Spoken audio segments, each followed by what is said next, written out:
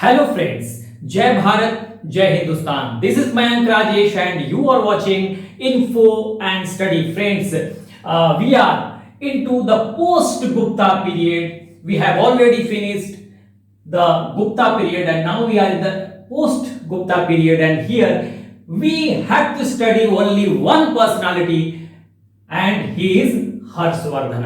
यहां पर देखिए हमें हर्षवर्धन को पढ़ना है पोस्ट गुप्ता पीरियड में. देखिए सबसे बड़ी बात यह है कि हम अपने हमारा जो रेगुलर क्लास है प्राचीन भारत का यानी एंशिएंट हिस्ट्री का, वह हम अपने अंतिम दौर में हैं. रेगुलर क्लास का एक वीडियो और होगा जिसमें हम वेदशांग को पढ़ेंगे और उसके बाद हमारा एंशिएंट हिस्ट्री जो है वो फिनिश हो जाएगा. एंशिएंट हिस्ट्री में आपको साउथ इंडिया का रह जाता है, मेन तो पार्ट खत्म हो गया. साउथ इंडिया का 2-4 टॉपिक रह जाता है. संगम डायनेस्टी है, चोल चालुक्य है, तो वो 2-3 टॉपिक जो है साउथ इंडिया के हिस्ट्री में एक अलग से प्लेलिस्ट बना के हम करेंगे और साथ साथ हमारा पैरेलल चलेगा. फिर वो तो 2-4 टॉपिक है वो भी चलेगा और साथ साथ हमारा पैरेलल चलता रहेगा मेडाइवल हिस्ट्री. ठीक है, तो इस तरह से हमारा चलेगा. जल्दी ही हम वो भी खत्म कर लेंगे साउथ इंडिया की हिस्ट्री. 4-5 टॉपिक होगा तो वो तो खत्म ही हो जाएगा, पहले ही खत्म हो जाएगा. ठीक है, और इसके बाद जैसे ही खत्म होता है हर्षवर्धन, हम मेडाइवल हिस्ट्री में इन कर जाएंगे और साउथ इंडिया की हिस्ट्री भी हम करते रहेंगे. ठीक है, तो अब देखिए यहां पर सबसे बड़ी खूबी क्या है. हम पोस्ट मौर्यन पीरियड में जब आते हैं तो यहां पर देखिए 2 खूबी मिलेगी आपको देखने के लिए. ठीक है, 2 खूबी क्या मिलेगी कि यहां पर ये पुष्यभूति डायनेस्टी है. यहां पर हम देखने वाले हैं, पहले अभी हम समझेंगे.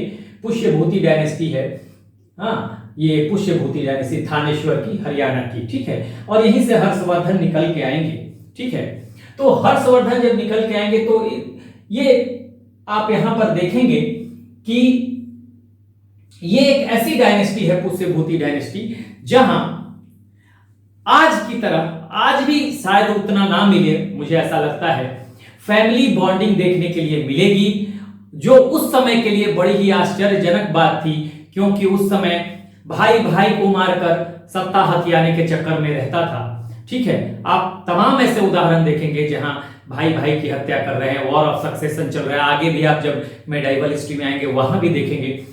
लेकिन ये एक परिवार ऐसा था, ये एक डायनेस्टी ऐसी थी, Pushyabhuti dynasty, where everyone is ready to sacrifice for their family members. brothers are ready to sacrifice for brothers. Brother is ready to sacrifice for sister. Sister is ready to sacrifice for brother. ये आपको देखने के लिए मिलेगा. तो भारतीय इतिहास में एंशिएंट और मेडाइवल हिस्ट्री की भी अगर बात कर लें तो इस तरह का खूबसूरत, मैं कहूंगा खूबसूरत आपको वंश देखने के लिए नहीं मिलेगा. ये एक इंपॉर्टेंट बात आपको याद रखनी है. दूसरी इंपॉर्टेंट बात यहां पर अभी हम समझेंगे कि हर्षवर्धन के आने के बाद पाटलिपुत्र जो अब तक सेंटर स्टेज था, वो शिफ्ट करेगा. सेंटर स्टेज था, पॉलिटिकल सेंटर स्टेज, उसका महत्व घटेगा एंड ये इंपॉर्टेंस जो है that will shift to Kannauj. यहां पर कन्नौज की हम बात करेंगे. तो पहले हम एक बार देखिए, अभी जो हमें देखना है, यहां पे मैप भी देख रहे हैं, तो सबसे पहले हम देखेंगे कि गुप्ता पीरियड जो था, जब गुप्ता पीरियड का डाउनफॉल होगा, उस डाउनफॉल के बाद, ठीक है ना, आप जानते हैं कि फ्यूडल सिस्टम था, सामंती व्यवस्था थी, जहां सामंत ताकतवर थे, काफी ताकतवर थे, क्योंकि गुप्ता पीरियड में लैंड डोनेशन शुरू हो चुका था. और लैंड डोनेशन से ये होता था कि जिसे लैंड डोनेट किया जाता था उसे वहां का एडमिनिस्ट्रेटिव राइट, और वहां का रेवेन्यू कलेक्शन का राइट, और प्लस उसे जुडिशियल राइट भी मिल जाता था. इसलिए वो ताकतवर हो जाता था, एक छोटे शासक के रूप में हो जाता था. इसी को सामंती व्यवस्था कहते थे, मैंने समझाया भी था पहले. तो गुप्ता पीरियड का जब डाउनफॉल होगा तो आपको देखने के लिए मिलेगा कि ये छोटे शासक हैं जो सामंत हैं वो इंडिपेंडेंट होने शुरू हो जाएंगे, स्वतंत्र होने शुरू हो जाएंगे, और कई प्रमुख डायनेस्टी आपको यहां पर देखने के लिए मिलेगी भारत में. ठीक है, खासकर नॉर्थ इंडिया में, वो अभी हम देखेंगे. सबसे पहले हम देखते हैं, देखिए हमें पढ़ना कैसे है हर्षवर्धन को. ठीक है, यहां पर सबसे पहले हम देखेंगे, जो पढ़ेंगे हर्षवर्धन के बारे में जनरल इंफॉर्मेशन लेंगे. ठीक है, हर्षवर्धन के इनिशियल प्रॉब्लम्स को समझेंगे, हाँ, उनके विक्ट्रीज एंड डिफीट को देखेंगे, साहित्यिक पक्ष को देखेंगे, लिटरेचर को, रिलीजियस साइड धार्मिक पक्ष को देखेंगे, एडमिन प्रशासन को देखेंगे, और वेदसांग जो उनके समय आता है चीन से, हाँ, वो उसका एक विवरण है भारत के बारे में, तो वो हम एक अलग वीडियो में देखेंगे। ठीक है, कुछ जानकारियां तो आज ही मिल जाएगी आपको, लेकिन डिटेल में हम एक अलग वीडियो में देख लेंगे। तो आज हमारा जो ये होगा हर्षवर्धन का टॉपिक, वो हम यहां से लेके ये और ये प्रशासन तक देखेंगे। वेदसांग को हम देखेंगे अगले वीडियो में। इस तरह से हमारा पूरा एंशिएंट हिस्ट्री खत्म होगा। ठीक है, अब जरा हम देखते हैं यहां पर कि एक टाइमलाइन का सीक्वेंस जो है वो आपको जरूर जानना चाहिए। ठीक है, स्टोन एज हमने पढ़ा, फिर हम इंडस वैली सिविलाइजेशन में आ गए थे। ठीक है, इंडस वैली पाषाण काल, फिर इंडस वैली सिविलाइजेशन, सिंधु घाटी सभ्यता, सिंधु और उसकी सहायक नदियों के सहारे ये शुरू हुआ और ये फर्स्ट अर्बेनाइजेशन फेज। उसके बाद वैदिक पीरियड, ये शहरी सभ्यता और ये देहाती सभ्यता फिर आ गई। वैदिक पीरियड का समय 1500 से 600 बीसी तक का समय। यहां आपको सेक्रीफाइसेस, सुपरस्टिशन, रिचुअल्स, कर्मकांड खासकर लेटर वैदिक पीरियड में देखने के लिए मिलेगा। आप इसमें देखेंगे अर्ली वैदिक पीरियड या ऋग वैदिक पीरियड का जो समय है 1500 से 1000 बीसी तक का है, और उत्तर वैदिक काल यानी लेटर वैदिक पीरियड का जो समय है वो 1000 से 600 बीसी तक का समय है। उसके बाद आप देखेंगे 6th सेंचुरी बीसी, महान परिवर्तनों का काल यहीं पर, ठीक है, यहीं पर आपको मिल रहा है। इसको महान परिवर्तनों का काल इसलिए कहते हैं कि यहां पर देखिए 16 महाजनपद यहां पर दिखाई देंगे। इसमें मगध एक सबसे ताकतवर महाजनपद के रूप में उभर कर आएगा और कई महाजनपदों में को अपने में समेटेगा, और वहां देखा जाएगा कि कई डायनेस्टी उभर के आएंगी, जैसे हर्यंका डायनेस्टी, फिर उसके बाद शिशुनाग डायनेस्टी, फिर उसके बाद नंद डायनेस्टी। नंद डायनेस्टी के अंतिम शासक बृहदत्त की घनानंद या धनानंद को हराकर चंद्रगुप्त मौर्य डायनेस्टी की शुरुआत करेंगे। ठीक है, अभी इस पीरियड में देखिए महान परिवर्तनों का काल क्यों कहते हैं, बार बार मैं बताते रहता हूं। आपको टाइमलाइन जानना बहुत जरूरी है, जब भी पढ़िए टाइमलाइन आपको जानना जरूरी है। यहीं पे आपको मैंने बताया कि वैदिक धर्म में रिचुअल्स आ जाएंगे, लेटर वैदिक पीरियड में, उत्तर वैदिक काल में रिचुअल्स, कर्मकांड, सैक्रिफाइसेस, बलि, ब्राह्मणों का डोमिनेंस, इनके खिलाफ दो धर्म मुख्य रूप से उभर कर आएंगे, बुद्धिज्म एंड जैनिज्म, यही देखने के लिए मिलेगा। और यही आपको सेकंड अर्बेनाइजेशन का फेज, द्वितीय नगरीकरण का फेज यहीं पे देखने के लिए मिलेगा। पहला नगरीकरण सिंधु नदी के सहारे, द्वितीय नगरीकरण यहाँ गंगा नदी के सहारे शुरू होगा। दोनों से सवाल बन जाते हैं कि पहला नगरीकरण किस नदी के सहारे हुआ और दूसरा नगरीकरण या द्वितीय नगरीकरण किस नदी के सहारे। तो इसलिए इसे महान परिवर्तनों का काल कहते हैं। उसके बाद दो फॉरेन इन्वेजन आपको भारत में देखने के लिए मिलेंगे। पहला फॉरेन इन्वेजन होगा 516 बीसी में, मैं बता चुका था, ईरानी आक्रमण होगा। दूसरा होगा 326 बीसी में घनानंद या धनानंद के समय, जो कि नंद डायनेस्टी जो मगध में बनती है सबसे अंत में, मौर्यंस के पहले वहां का शासक है मगध का। तो यहां पर दो, उस समय सिकंदर के आक्रमण के समय धनानंद या घनानंद ही शासक है। तो यहां पर देखेंगे दो फॉरेन इन्वेजन। पहला फॉरेन इन्वेजन भारत में होता है, ईरानी आक्रमण होता है, ईरानी इन्वेजन, डेरियस प्रथम या दारा प्रथम के नेतृत्व में 516 बीसी में। तो इसको कहा जाएगा first foreign invasion in India. ये आपके लिए एग्जामिनेशन में सवाल बनेगा कि पहला फॉरेन इन्वेजन भारत में कब होता है, तो ईरानी आक्रमण है। दूसरा 516 बीसी में, किसका, डेरियस प्रथम का, दारा फर्स्ट का। दूसरा होगा सिकंदर का या अलेक्जेंडर का, जो कि आपको मेसिडोनिया का शासक था। ग्रीस में मेसिडोनिया जो है ग्रीस यानी यूनान का एक छोटा सा राज्य था, तो वहां से यूनान से आता है सिकंदर 326 बीसी में।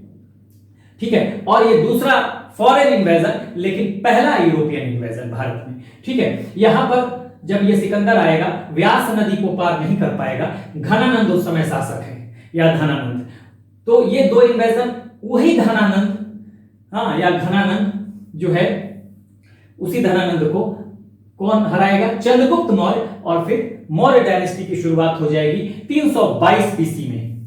ठीक है, 185 बीसी के अराउंड अंतिम मौर्य शासक बृहदत्त की हत्या करेगा पुष्यमित्र शुंग, और पुष्यमित्र शुंग शुंग डायनेस्टी की शुरुआत करेगा नॉर्थ इंडिया में। यहीं पे फिर शुंग की जगह पे आ जाएंगे कण्व, और फिर उसके बाद साउथ इंडिया में आएंगे सातवाहन। कण्वों को हरा कर, शुंगों को हरा कर आएंगे कण्व, मैं बता चुका हूं। हाँ, और कण्वों को हरा कर आएंगे कौन? सातवाहन। तो इस तरह से जब मौर्यों का डाउनफॉल होगा तो 3-4 देशी ताकतें उभर के आएंगी। जैसे यहां पर नॉर्थ इंडिया में मैंने बताया पहले आपको शुंग डायनेस्टी, उसके बाद यहीं पे कण्व डायनेस्टी, साउथ में आपको सातवाहन, ठीक है। और कुछ विदेशी ताकतें भी आएंगी। ये पोस्ट मौर्यन पीरियड, मौर्यन के बाद पोस्ट मौर्यन पीरियड में विदेशी ताकतें इधर से इंडो ग्रीक, नॉर्थ वेस्ट से इन्वेजन होंगे। सबसे पहले बैक्ट्रिया के Hind Yemen, Indo Greek of Bactria जो था वो अफगानिस्तान के नॉर्दर्न पार्ट और सेंट्रल एशिया के कुछ पार्ट को बैक्ट्रिया कहा जाता था। ये आपको अफगानिस्तान के ऊपर का क्षेत्र है, अफगानिस्तान और यहाँ ईरान हो जाएगा, आपको पाकिस्तान और अफगानिस्तान के बॉर्डर से लगता है, ऊपर सेंट्रल एशिया, मध्य एशिया है। तो उधर से उत्तर पश्चिम से इंडो ग्रीक आएंगे सबसे पहले बैक्ट्रिया के, फिर आपको शक यानी सीथियंस आएंगे, फिर पर्थियंस आएंगे। नॉर्दर्न ईरान में जो लोग रहते थे उनको पर्थियंस कहते थे। पर्थियंस को हिंदी में पहलव कहा जाता है। और लास्ट में कुषाण आएंगे। तो इस तरह से पोस्ट मॉडर्न पीरियड में कुछ विदेशी ताकतें, कुछ देशी ताकतें आपको मिलेंगी। फिर हम आ जाएंगे पोस्ट मॉडर्न के बाद गुप्ता पीरियड में, ठीक है। और गुप्ता पीरियड का जो समय है, पोस्ट मॉडर्न पीरियड का जो समय होगा वो होगा 200 BC टू 300 AD तक का, ठीक है। ये अप्रोक्सीमेट टाइम है, एग्जैक्ट नहीं है। फिर आपको 300 AD से लेकर आपको 550 AD तक, 550 AD तक आप गुप्तों को देखेंगे। और अब उसके बाद का जो पीरियड होगा वो पोस्ट गुप्ता का होगा, जिसमें हर्षवर्धन का टाइम 606 टू 647 AD का होगा। ये मैंने बता दिया हर्षवर्धन के बारे में, ठीक है। Harshvardhan last Hindu ampere, last great Hindu ampere, यहां से सवाल बन सकता है भारत का अंतिम हिंदू शासक, महान हिंदू शासक कौन था? तो हर्षवर्धन आपका यहां से आंसर बनेगा, ठीक है। यहां एक महत्वपूर्ण घटना यह घटेगी कि अब देखिए ये 6th सेंचुरी BC से पाटलिपुत्र का यानी मगध का कह सकते हैं महत्व बढ़ रहा है, और यह महत्व आपको गुप्तों तक रहेगा। 6th सेंचुरी से BC से लेकर गुप्तों का यानी महाजनपद, ये महाजनपद का भी पीरियड है ना, यहां पर मैंने बताया महाजनपद काल भी 16 महाजनपद देखने को मिलते हैं। तो यहां से यहां तक सेंटर, पॉलिटिकल सेंटर स्टेज जो है ये पाटलिपुत्र या मगध है। पाटलिपुत्र राजधानी हुआ करती थी, ठीक है। तो ये अब जैसे ही आपको हर्षवर्धन का समय आएगा गुप्ता पीरियड के बाद, पोस्ट गुप्ता में पॉलिटिकल सेंटर स्टेज जो है वो शिफ्ट होगा। और ये शिफ्टिंग किधर होगी? कन्नौज की तरफ। ये शिफ्टिंग किधर होगी? कन्नौज की तरफ। राजनीति का मंच कौन सा बनेगा? कन्नौज बनेगा। और यही आप आगे मेडाइवल पीरियड में देखेंगे। इसी कन्नौज के लिए 3 शक्तियां लड़ेगी, गुर्जर प्रतिहार, इधर गुर्जर प्रतिहार, फिर यहां साउथ से राष्ट्रकूट और इधर बंगाल से ईस्ट से पाला। गुर्जर प्रतिहार, राष्ट्रकूट और पालों में संघर्ष होगा इस कन्नौज के लिए। यही कन्नौज है, यहां पर देखिए यही कन्नौज है। तो अब इसको हम समझने की कोशिश करेंगे। मैंने बताया कि जब हम हर्षवर्धन को पढ़ेंगे तो यहां से यहां तक हम आज खत्म कर लेंगे, वेदशान को हम नेक्स्ट वीडियो में खत्म करेंगे, ठीक है। तो ये यहां पर देखिए जो फ्यूडल्स है, मैंने बताया कि पोस्ट गुप्ता गुप्ता पीरियड में गुप्त वंश के समय हम देखेंगे कि फ्यूडलिज्म है, और बहुत सारे सामंत हैं, सामंतों के पास ताकत है, प्रशासनिक ताकत है, एडमिनिस्ट्रेटिव ताकत मतलब जिसको कहते हैं। फिर आप रेवेन्यू कलेक्शन वो कर रहे हैं, उनके पास जुडिशियल राइट है, न्यायिक प्रशासन भी वो देख रहे हैं। जो लैंड, क्योंकि फ्यूडल सिस्टम कैसे बढ़ा? लैंड डोनेशन से। कहा गया कि भाई आपको कैश सैलरी नहीं मिलेगी, आपको लैंड दिया जाता है, जमीन दिया जाता है, उसी से कमाओ खाओ, ठीक है। तो अब एक तरह से वहां के वो छोटे शासक हो गए, राजा ने वहां हस्तक्षेप करना बंद कर दिया। सिर्फ एक अमाउंट होता था फिक्स, उनको देना पड़ता था राजा को, ठीक है, सेंटर में जो राजा है, और बाकी वो छोटे शासक बने हुए हैं सामंत। तो जैसे ही डाउनफॉल होगा, डाउनफॉल गुप्तों का जब पतन होगा तो कई डायनेस्टीज उभर के आएंगी, ठीक है। ये अब जो सामंत हैं, गुप्तों के जो सामंत होंगे वो अब इंडिपेंडेंट होना शुरू, तभी तो टूटता है कोई एम्पायर, टूटेगा कैसे, डाउनफॉल कैसे आएगा, स्वतंत्र होने लगे। अब देखिए यहाँ पे जो लोग आएंगे, जो शासक आएंगे, जो इंडिपेंडेंट स्वतंत्र ताकतें आएंगी। यहां पर देखिए, सबसे ऊपर देखिए, यहां थानेश्वर है, थानेश्वर हरियाणा में है, यहां पुष्यभूति वंश आएगा। यहां के शासक प्रभाकर वर्धन, जिनके सबसे बड़े बेटे राज्यवर्धन, हर्षवर्धन, उनकी बहन राजश्री, यही हम हर्षवर्धन को पढ़ने वाले हैं। ठीक है, उसके बाद मौखरी जो है, मौखरी आ जाएंगे कन्नौज में। इसी कन्नौज के लिए आगे लड़ाई होगी। 3 शक्तियों में मैंने बताया, गुर्जर प्रतिहार, पालाज एंड राष्ट्रकूटास। आगे हम पढ़ेंगे मेडाइवल हिस्ट्री में, जैसे इन करेंगे। और कन्नौज पर अब सारी शक्ति पाटलिपुत्र से शिफ्ट कर जाएगी, जो सेंटर स्टेज बनेगा, राजनीतिक मंच बनेगा। हाँ, वो कन्नौज बनेगा, इसकी ताकत कम हो जाएगी। ठीक है, गुप्त पीरियड तक इसकी ताकत बनी हुई है, जो 6th सेंचुरी बीसी से पाटलिपुत्र एक ताकतवर शक्ति के रूप में उभर कर आता है। ये पॉलिटिकल सेंटर स्टेज है गुप्त तक, 6th सेंचुरी से गुप्ता पीरियड तक। अब वो शिफ्ट हो रही है किधर, सब कुछ शिफ्ट हो रहा है कन्नौज की तरफ। तो अब कन्नौज ही पाटलिपुत्र का स्थान लेगा, ये आपको ध्यान रखना है। ठीक है, तो ये कन्नौज है जहां मौखरी वंश इंडिपेंडेंट हो गया। यहां गुजरात है, यहां पर मैत्रक है, जहां का शासक ध्रुवसेन है।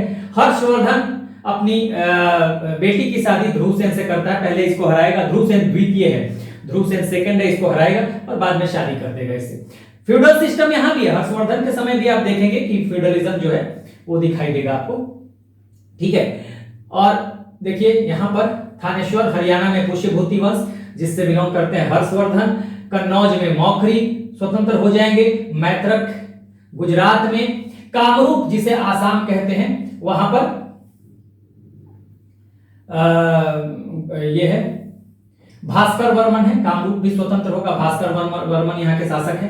हाँ, यहां पर देखिए गृह वर्मन है मौखरी वंश में। ठीक है, उसके बाद बंगाल में गौड़ है।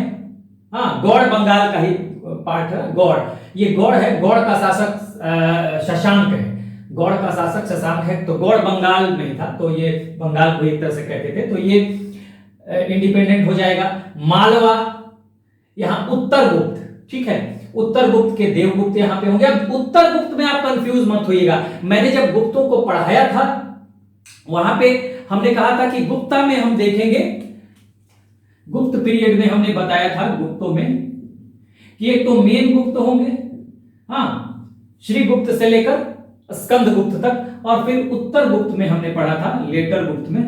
हाँ, यहां पे हमने पढ़ा था पुरुगुप्त से लेकर लास्ट शासक विष्णुगुप्त तक। तो ये दोनों ही गुप्त थे। इनको, चूंकि ये मेन गुप्त थे और स्कंद गुप्त के बाद के गुप्त थे, इनको उत्तर गुप्त मत समझिएगा।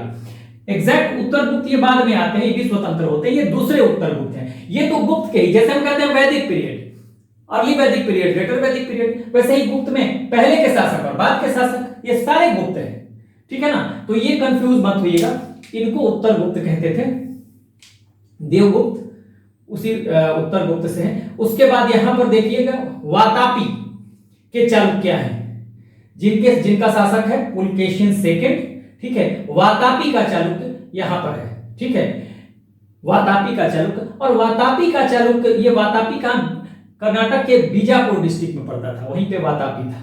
ठीक है, तो यही इन्होंने अपना राजधानी बनाया था, वातापी को चालुक्यों ने बीजापुर डिस्ट्रिक्ट में वातापी था, तो इसको राजधानी इन्होंने बनाया था कर्नाटक के बीजापुर में। ठीक है, तो ये यहां पर चालुक्य हैं वातापी के, और इसका शासक है पुलकेशिन सेकंड। ठीक है, पुलकेशिन सेकंड, इसी के बारे में कहा जाता है कि इसने हर्षवर्धन, ये जो आप देख रहे हैं, अभी हम इसको पूरा समझेंगे। यहाँ ये जो देख रहे हैं नर्मदा नदी है, नर्मदा नदी एक तरह से। ठीक है, ये नर्मदा के जब हर्षवर्धन और ये पुलकेशिन सेकंड दोनों, ये पुलकेशिन सेकंड इधर जाना चाहता था, अपना एक्सपेंशन चाहता था नॉर्थ में, और हर्षवर्धन चाहता था इधर। लेकिन कहा जाता है कि हर्षवर्धन की एक ही हार हुई है, और ये हार हुई है पुलकेशिन सेकंड से। वो उसने दक्षिण में नहीं बढ़ने दिया था, पुलकेशिन सेकंड ने हर्षवर्धन को। ठीक है, हर्षवर्धन को दक्षिण में नहीं बढ़ने दिया था, और इसकी जानकारी मिलती है, एक ही डिफीट है पुलकेशिन सेकंड से। इसकी जानकारी रवि कीर्ति के एवोल अभिलेख से मिलता है, जो हम आगे देखेंगे। ठीक है, अभी लिखेंगे, हम रिटन वर्क करेंगे। तो इस तरह से हम देखेंगे कि गुप्तों के बाद कई शक्तियां उभर के आएंगी। थानेश्वर में पुष्यभूति डायनेस्टी, हाँ, जिसके शासक है प्रभाकर वर्धन, और फिर यहां पर इनके 3 बेटे राज्यवर्धन, हर्षवर्धन, राजश्री। इसी हर्षवर्धन को हमको पढ़ना है, ठीक है। कन्नौज में मौखरी वंश, जिसके शासक हैं गृहवर्मन। यहां पर ये गृहवर्मन जो होंगे राजश्री के हस्बैंड होंगे, देख लीजिए, गृहवर्मन से शादी होती है राजश्री की, ठीक है, यानी हर्षवर्धन के बहन की। और गुजरात में मैत्रक है ध्रुवसेन सेकंड, हराता है एक बार इनको हर्षवर्धन, और बाद में अपनी बेटी की शादी कर देगा इनसे, ठीक है। उसके बाद कामरूप में भास्कर वर्मन है। कामरूप यानी आज का आसाम जो है। गौड़ बंगाल में, ये गौड़ जो है बंगाल को कहते थे, यहाँ पर शशांक है। और मालवा में देवगुप्त है, यहाँ पे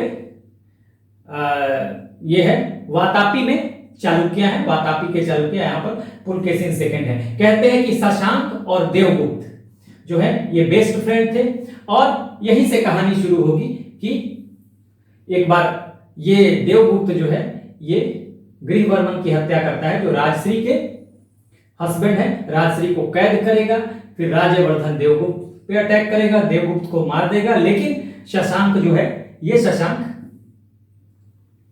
फिर इनको अपने कैंप में बुलाकर राज्यवर्धन की हत्या करता है, और इसलिए एक विकट बहुत सारी समस्याएं खड़ी होंगी। आप देखेंगे यहाँ पर इधर से हुनों का भी आक्रमण हो रहा है पंजाब की तरफ, तो हर्षवर्धन को कई समस्याओं का सामना करना पड़ेगा।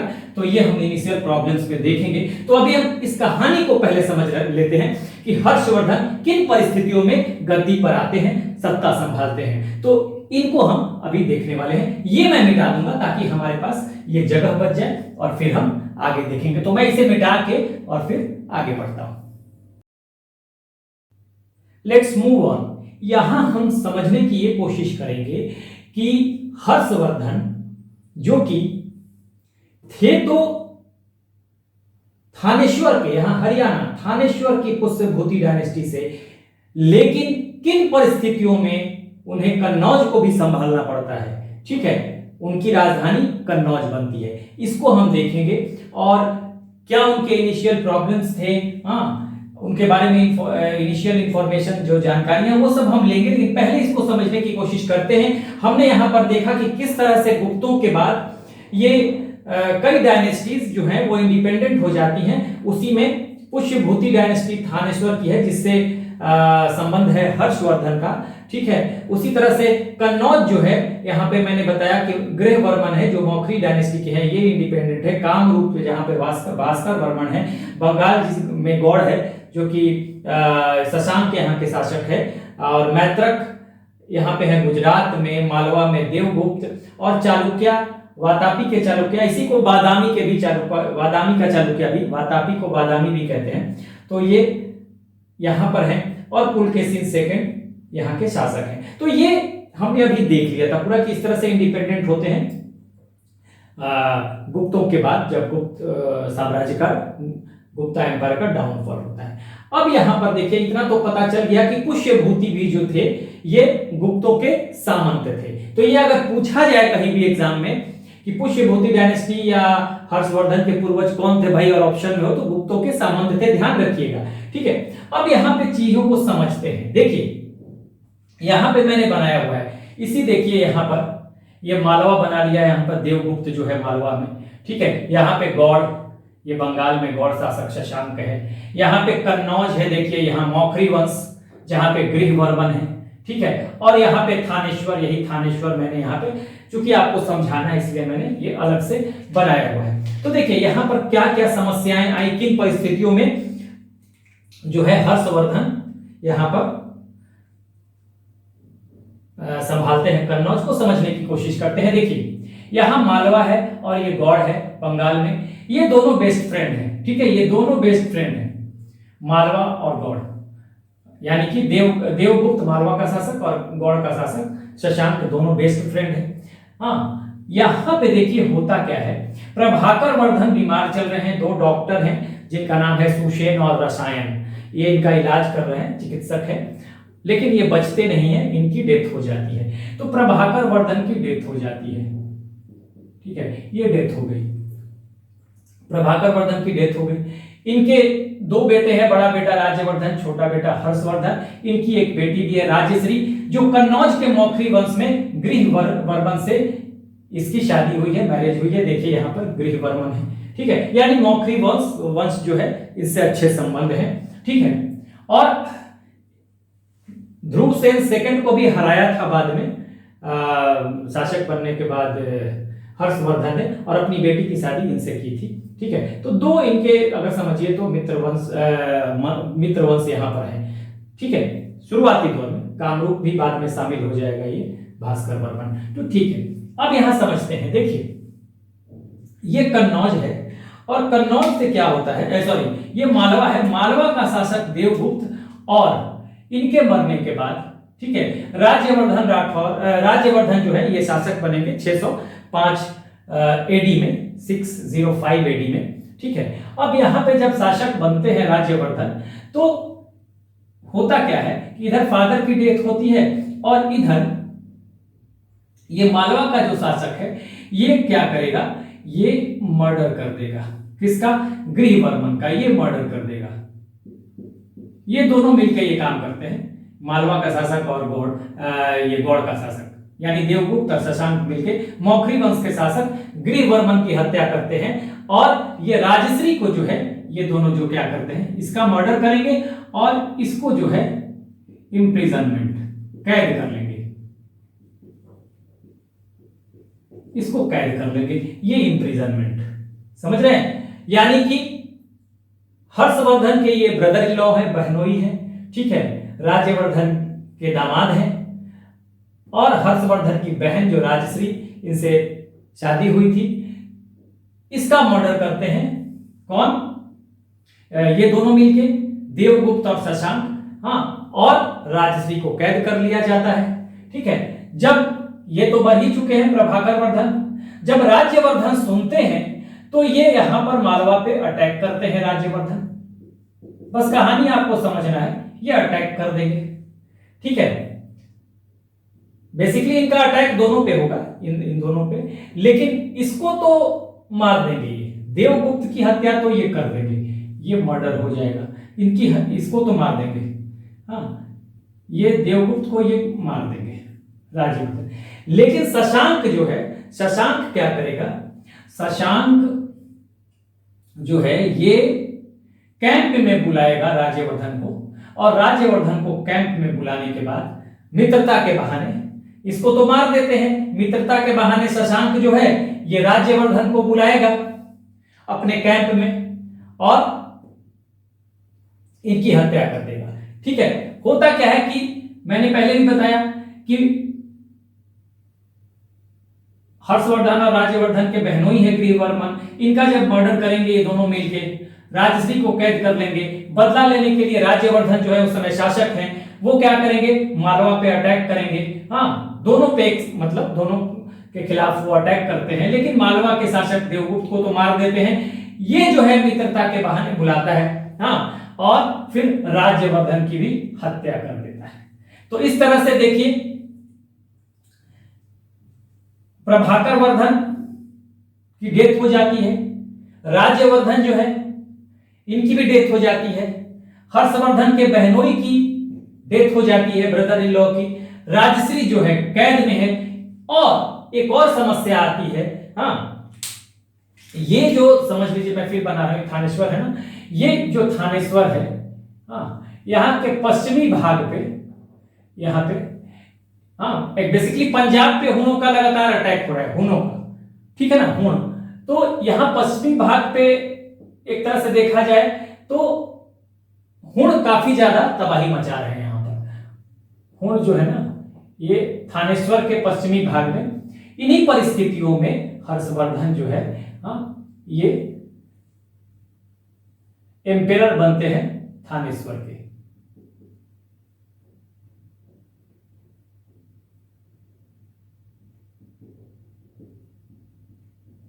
एम्पेरर बनेंगे थानेश्वर के, और किसके कहने पे, देखिए कई बार आ जाता है एग्जाम में, ये कहने पर आएंगे, ये सिंहनाद के कहने पर आप लिख सकते हैं, सिंहनाद एक व्यक्ति था, सिंहनाद, इनके कहने पर ये यहाँ पे शासक बनेंगे, ठीक है।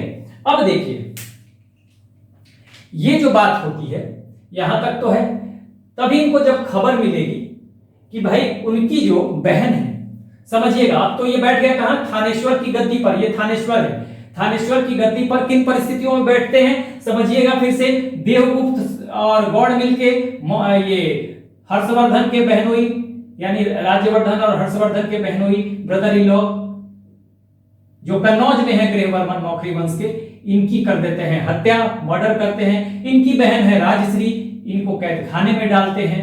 ठीक है, जब राज्यवर्धन बदला लेने के लिए इन दोनों पे अटैक करता है तो देवगुप्त को तो ये मार देते हैं राज्यवर्धन, लेकिन ये शशांक जो है गौड़ शासक, ये क्या करेगा, मित्रता के बहाने राज्यवर्धन को बुलाएगा और राज्यवर्धन की हत्या कर देगा। तो राज्यवर्धन की हत्या हो जाती है। इन्हीं परिस्थितियों में हर्षवर्धन जो है गद्दी संभालते हैं, कहां की, थानेश्वर की। ठीक है, अब थानेश्वर की गद्दी संभालते हैं। उसके बाद इनको पता चलता है कि ये जो राजश्री है ये इंप्रिजनमेंट से यानी कैद खाने से भाग गई है। हाँ, एक बौद्ध भिक्षु हैं दिवाकर मित्र, बौद्ध भिक्षु दिवाकर मित्र बुद्धिस्ट मॉन्क है, उन्हीं से इन्हें खबर मिलती है कि भाई वो बिंध के जंगलों में, यहाँ बिंध होगा, देखिए ये बिंध यहीं पे, ये नर्मदा नदी है, यहीं पे बिंध के जंगलों में जा रही है। तो ये ढूंढते ढूंढते पहुंचेंगे और फिर ये राजश्री को, ये सती होने जा रही थी, ये जो है ये सती होने जा रही थी, बस समझने की बात है वहां पर, बाद में तो हम, ये सती होने जा रही थी, तो सती होने जब जा रही है तो इसको बचाते हैं। हाँ, सती नहीं होने देते, ठीक है, बचाते हैं और फिर इसको लेकर आते हैं कहां पर, यही कन्नौज। तो इस तरह से राजश्री एक तरह से गृहवर्मन की उत्तराधिकारी, कन्नौज में कौन है, राजश्री, यहां पर। ठीक है, लेकिन राजश्री जो है इसको तो दिक्कत होगी राजपाट संभालने में, इसको अनुभव नहीं है। इन्हीं परिस्थितियों में हर्षवर्धन जो है, ये हर्षवर्धन ये आते हैं, अपनी राजधानी बना देंगे कहां पे, कन्नौज। तो इस तरह से राजधानी कन्नौज बन जाएगा। ये थानेश्वर से राजधानी कन्नौज ले आएंगे हर्षवर्धन, कौन, ये हर्षवर्धन। तो थानेश्वर से कन्नौज ले आएंगे और इस तरह से थानेश्वर और कन्नौज जो है एक तरह से उस समय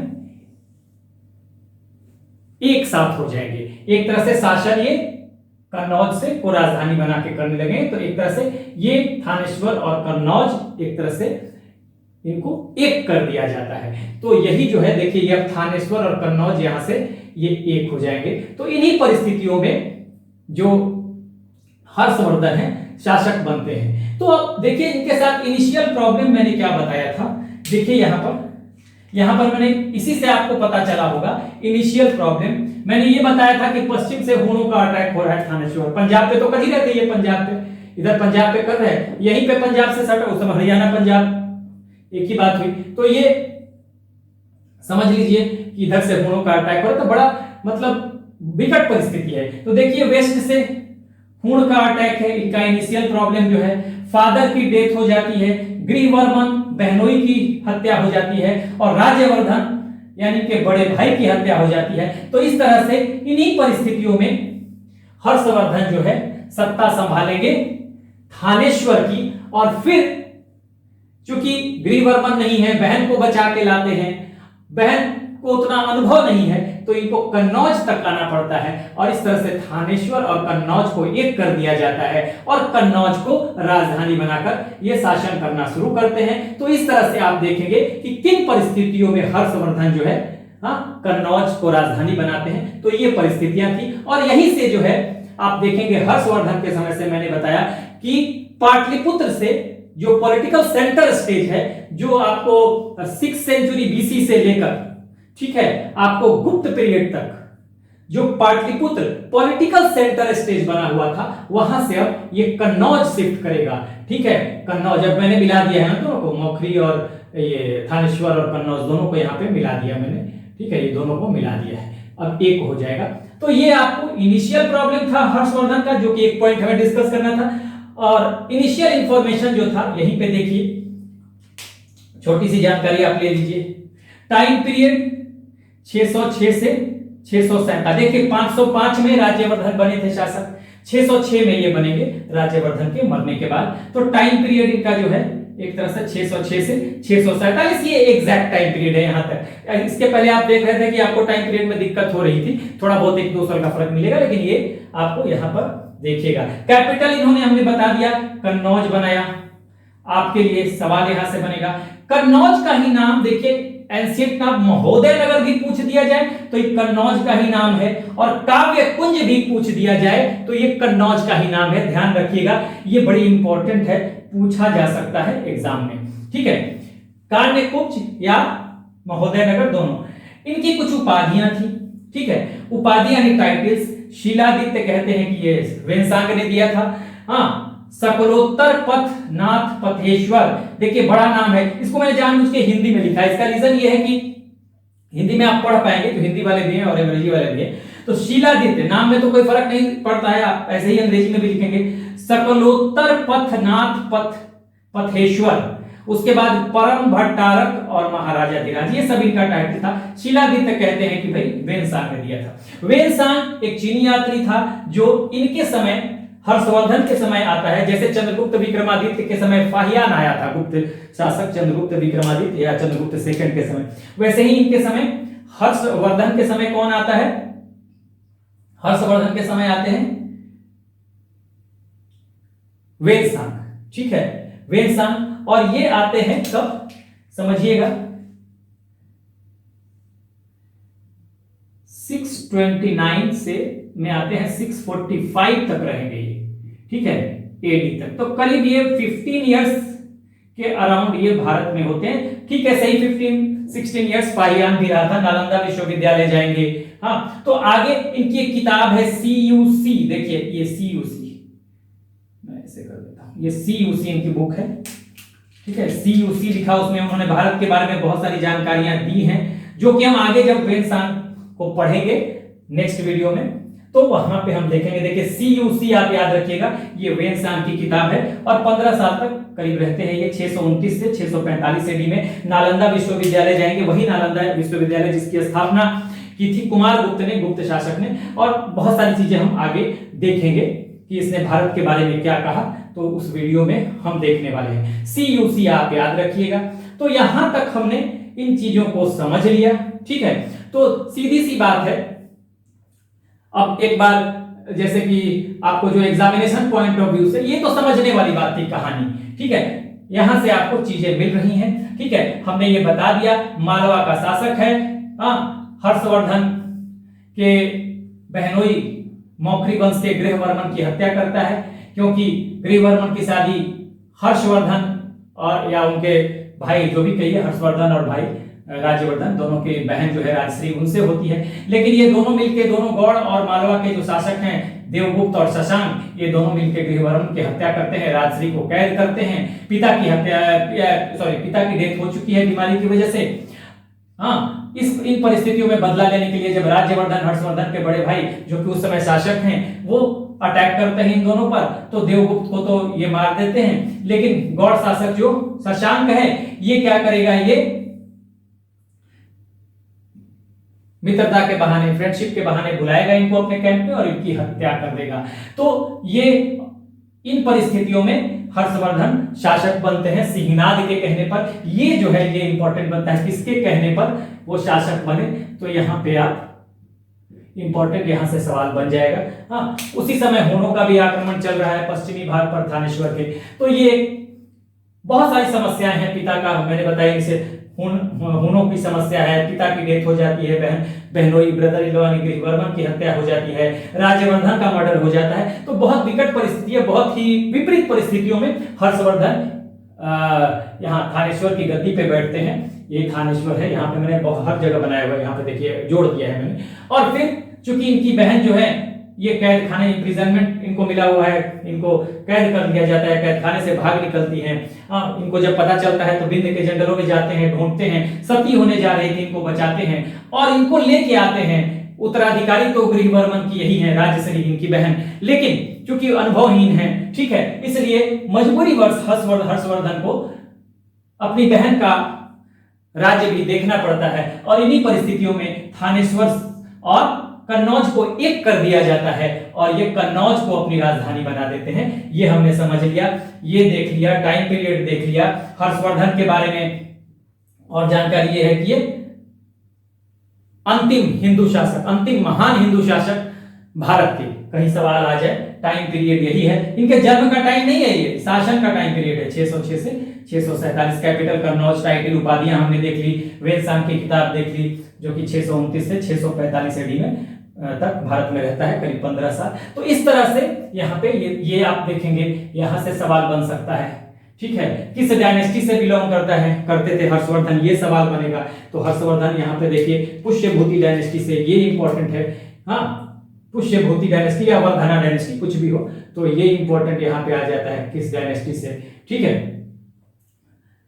और ये सब जानकारियां जो है, कन्नौज का कैपिटल कहाँ था, तो कन्नौज था, हाँ, कन्नौज को का और नाम काव्य कुंज महोदय नगर, आपको याद रखना है। टाइटल कुछ है, शिलादित्य, सकलोत्तर पथनाथ, पथेश्वर, परम भट्टारक महाराजाधिराज और वेनसांग की किताब CUC, आगे तो हम पढ़ेंगे। तो इतनी जानकारी आप यहाँ पे देख रहे हैं, जो कुछ इंपॉर्टेंट है मैंने बताया। ये कहानी बस जानने के लिए था कि किस किन परिस्थितियों में हर्षवर्धन जो है गद्दी पे बैठते हैं। तो हमने 2 पॉइंट डिस्कस कर दिया यहीं पे।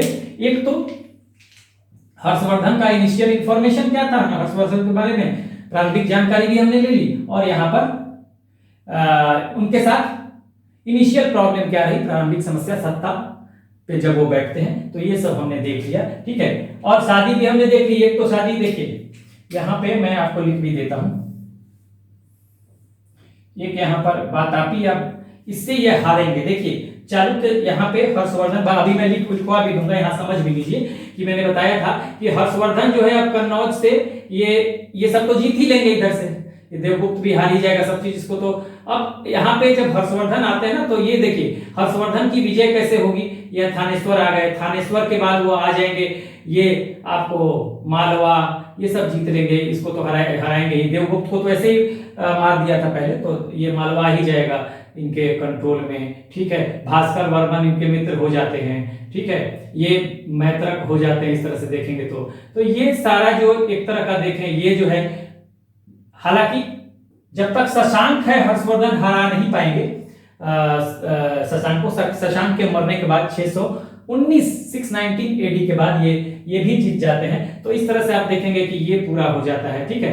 तो ये एक तरह से ये इनका शासन जो है, हालांकि देखिए कश्मीर और सिंध की बात भी कही गई है कि कश्मीर और सिंध भी इनके कब्जे में था, लेकिन उस पर संदिग्ध है, ठीक है ना। ये सिंध वाला पार्ट कश्मीर ये गए जरूर थे, कहा जाता है कि राजतरंगिणी में है कि वो बुद्ध का दांत वहां से लेकर आए थे, लेकिन 100% जीता या नहीं जीता ऐसा कहा जाता है, कुछ प्रभाव था, ठीक है। तो एक तरह से देखा जाए तो लगभग ये वाला जो क्षेत्र है पूरा उत्तर भारत का, ये देखिए दिक्कत आ रही है, ये उत्तर भारत का ये क्षेत्र जो है एक तरह का देखा जाए, ये एक तरह से ये पूरा क्षेत्र जो है ये हर्षवर्धन का हो चुका था। अगर इनका हम एक्सपेंशन देखें लगभग, यानी बिंद के ये यहां से बिंद है, ठीक है ना, ये पूरा क्षेत्र लगभग हर्षवर्धन का था। एक्सपेंशन अगर हम देखें, ये देखिए इधर ये जो है ये बाउंड्री है नर्मदा की। अब यहीं पे पुलकेशिन द्वितीय है, ये चाहेगा इधर अपना एक्सपेंशन और हर्षवर्धन चाहेंगे इधर अपना एक्सपेंशन, क्योंकि अब तो नॉर्थ इंडिया इनके पास है हर्षवर्धन के पास। लेकिन ये पुलकेशिन सेकंड जो है यहीं पे नर्मदा के तट पे, ठीक है, ये हराएंगे। और इसकी जानकारी मिलती है कहां पे, पुलकेशिन द्वितीय जो है ये अभी हम लिख भी देंगे, ये हराएंगे, जो वातापी के चालुक्यों से आते हैं, वातापी या इनको वादामी भी कहा जाता है, और ये इनका दक्षिणी विस्तार नहीं होने देंगे हर्षवर्धन का, ठीक है। तो एक तो यहां पे जान लीजिए मित्र तो है मैत्रक, ये ध्रुवसेन से शादी होती है, और गृहवर्मन शादी इनकी अगर वैवाहिक नीति को देखें तो गृहवर्मन से राजश्री की शादी होती है, और इनकी बेटी की, हर्षवर्धन की बेटी की शादी होती है ध्रुवसेन सेकंड से, यहीं पे लिख लीजिए, ठीक है, ध्रुवसेन सेकंड।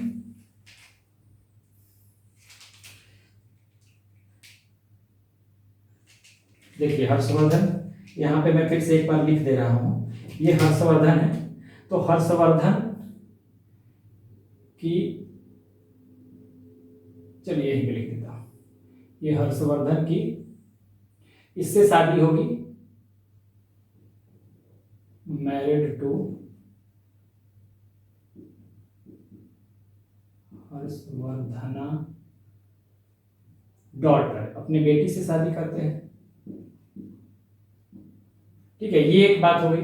और चालुक्य के यहाँ पुलकेशिन सेकंड से तो हारते ही और गृहवर्मन से तो शादी है। तो अब यहां पे मैत्रकों के यहाँ अपनी बेटी की शादी करते हैं, हाँ, डॉटर की हर्षवर्धन, और बहन की शादी तो हुई ही थी गृहवर्मन के यहाँ। तो एक तरह से आप यहाँ पर इन दो चीजों को याद रखिएगा।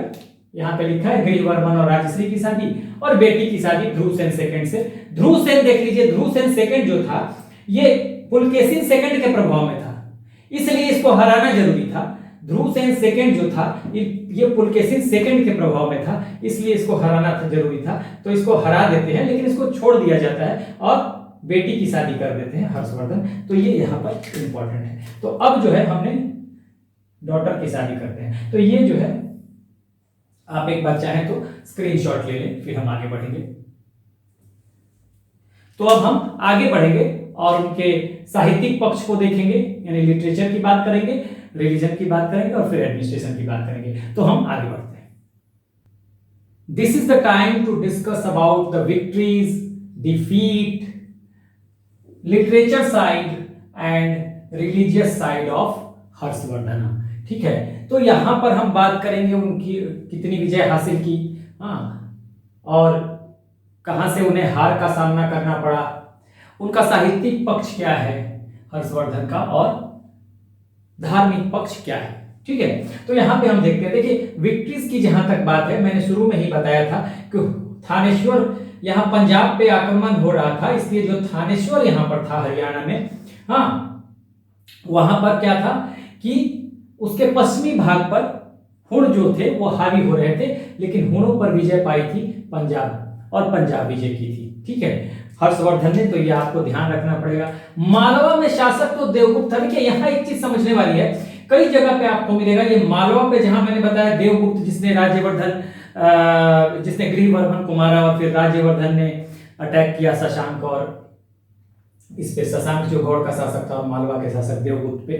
तो देखिए कई जगह पे ये भी आता है कि देवगुप्त को हराया राज्यवर्धन ने, लेकिन फिर बाद में शशांक जो गौड़ का शासक था और मालवा का शासक देवगुप्त, दोनों मिलके षड्यंत्र करके इसको मार देते हैं राज्यवर्धन को, हर्षवर्धन के बड़े भाई को। कई जगह पे ये भी आता है कि देवगुप्त जो था वो मारा गया राज्यवर्धन के द्वारा, तो वो अलग बात है। हमें जो भी हुआ हो, अगर राज्यवर्धन ने देवगुप्त को मारा भी हो, हराया भी हो, तो ऑलरेडी मालवा जो है, हाँ, कहा जाता है कि मालवा जो है ये एक तरह से बाद में हर्षवर्धन इसे जीत लेता है, ये मालवा का क्षेत्र यहाँ पर। ठीक है, उसके बाद उड़ीसा, यहाँ पर उड़ीसा भी जीतेगा ये उड़ीसा। बंगाल, लेकिन बंगाल देखिए, बंगाल में मैंने बताया जो मालवा के शासक देवगुप्त का फ्रेंड है, बेस्ट फ्रेंड शशांक, यहां पर मैंने लिखा हुआ है शशांक लिखा है, सॉरी, शशांक। कई बार छूट जाता है तो उन चीजों को इग्नोर कीजिएगा। शशांक, ये जो शशांक है, ठीक है, गौड़ का शासक है, बंगाल यानी गौड़ यानी बंगाल।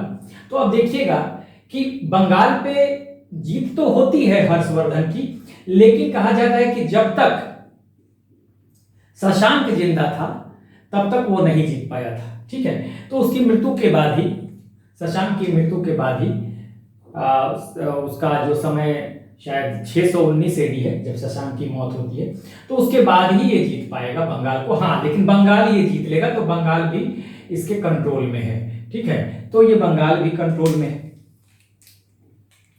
तो इस तरह से आप देखेंगे कि पंजाब हो गया, ठीक है, उसके बाद ये मालवा हो गया, ठीक है, मालवा वल्लभी का शासक जो मैत्रक यहाँ पे वल्लभी में है, ये तो इनके पास है ही। ध्रुवसेन सेकंड जिसको हराया था, उसने ध्रुवसेन सेकंड को भी हराया था, यहाँ आप नोट कर सकते हैं वल्लभी, लेकिन बाद में मित्रता हो गई थी। ठीक है, तो इस तरह से यहाँ पे भी प्रभाव है, अपनी बेटी की शादी कर देता है ध्रुवसेन सेकंड से।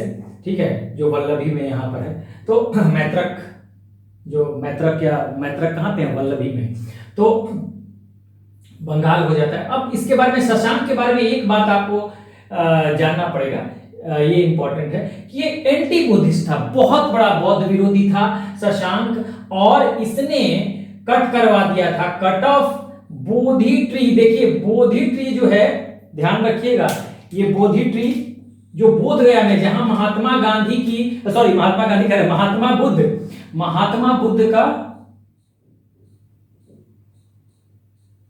बुद्ध ने जहां पे ज्ञान प्राप्त किया था, हाँ, where Mahatma Buddha got enlightenment, तो वहीं पे बोध गया में, तो इसने बोधि वृक्ष को कटवा दिया था। तो ये सवाल बन सकता है आपके लिए यहां से, तो ये किसने था, कौन था, अब से पूछा जाए जिसने बोधि वृक्ष को कटवा दिया था, तो ये था शशांक।